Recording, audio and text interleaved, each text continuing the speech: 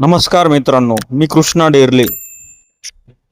आज आपण अशा एका पदार्थाबद्दल बोलणार आहोत जो भारतीय जेवणाचा अविभाज्य भाग आहे, तो म्हणजे दही। मित्रांनो, दही फक्त जेवणाची चवच वाढवत नाही, तर ते आपल्या आरोग्यासाठी एक वरदान आहे। यामध्ये भरपूर प्रमाणात कॅल्शियम, प्रोटीन आणि विटॅमिन असतात। आपल्या पचन संस्थेसाठी तर दही एखाद्या औषधासारखं काम करतं। उन्हाळा असो की हिवाळा, आहारात दह्याचा समावेश असणं खूप खूप फायदेशीर असतं।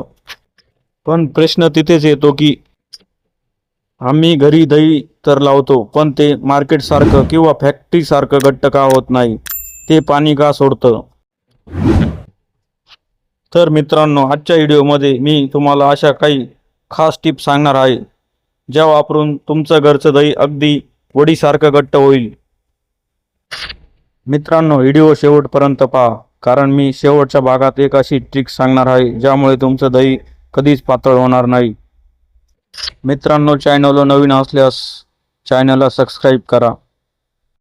मित्रांनो, याची सुरुवात होते खेडेगावातील आपल्या कष्टाळू शेतकऱ्यापासून। पहाटे लवकर उठून आपल्या गाई म्हशीचे दूध काढून ते लवकरात लवकर दूध डेअरीवर जमा करतात, त्यामुळे दूध खराब होत नाहीत। यानंतर संकलित सर्व दूध एकत्रित मोठ्या मिल्क प्रोडक्ट कंपनीमध्ये ट्रान्सपोर्ट होते। कंपनीत आल्यानंतर दुधाच्या वेगवेगळ्या चाचण्या होतात। त्यानंतर दूध 4 अंश सेल्सिअस पर्यंत थंड केले जाते। दह्यासाठी आवश्यक असणाऱ्या स्टँडर्ड नुसार दूध तयार केले जाते। यात गाईचे दूध आणि म्हशीचे दूध दुधानुसार लो फॅट आणि हाय फॅट बॅच स्टँडर्ड केल्या जातात। यानंतर पाश्चरायझेशन क्रिया केली जाते। यामध्ये दुधाला एका विशिष्ट तापमानावर गरम करून एका विशिष्ट तापमानाला थंड केले जाते। यामुळे दुधातील सर्व हानिकारक बॅक्टेरिया नष्ट होतात। याचमुळे मित्रांनो, आपलं दही घट्ट बनते आणि जास्त काळ टिकते। दही पाणी सोडत नाही। यानंतर स्टेनलेस स्टीलच्या लाईनद्वारे ते दूध एका टँक मध्ये घेतले जाते। टँक मध्ये घेतल्यानंतर त्याला कल्चर ॲडिशन होते। कल्चर ॲडिशन झाल्यानंतर ते पूर्ण मिसळून दिले जाते। कल्चर म्हणजे दर्जेदार विरजन मिसळले जाते। पुढे हे दही ऑटोमॅटिक कप मशीनद्वारे भरले जाते। यामध्ये मशीनच्या उपरमधून ठराविक प्रमाणात नोझलच्या माध्यमातून दही कप मध्ये भरले जाते। दही भरून झाल्यावर मशीन कपच्या वर अल्युमिनियम फॉइलचे झाकण सेन्सरद्वारे ठेवले जाते।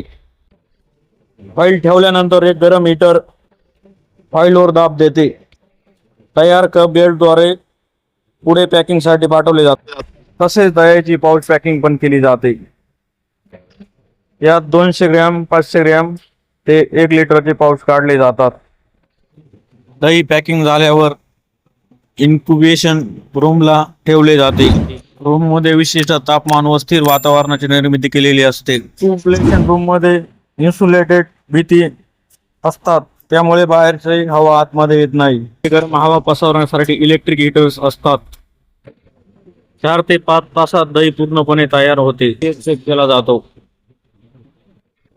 दही तयार झाल्यावर आंबटपणा वाढू नये म्हणून ते लगेच थंड करणे गरजेचे असते, त्यामुळे ते कोल्ड स्टोरेजला शिफ्टिंग केले जाते।